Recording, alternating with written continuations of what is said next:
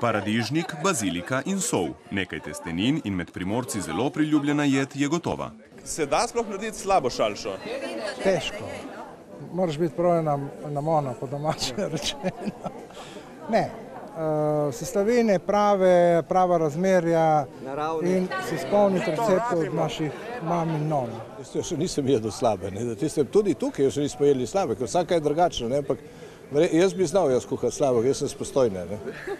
Narava je bila 2 leti nazaj zelo radodarna s paradižniki. Namesto, da bi se v slogu Špancev z njimi obmetavali, so si v Izoli domislili tekmovanja v kuhanju šalše. Rodila se je šalšijada, ki je letos doživela 3. ponovitev. Da vam povem, da je občinstvo zglasovalo našo šalšo. Ampak kaj so rekli strokovnjaki? Strokovnjaki so rekli, Ankarančani, za en glas. Ampak je bilo zelo tesno, za en glas. Ampak občinstvo je glasovalo naše in pojedlo se je največ naše pašte, tako je. V Ljubljanski ulici bo pestro še naprej, saj bodo v kratkem pripravili tudi bazilikjado.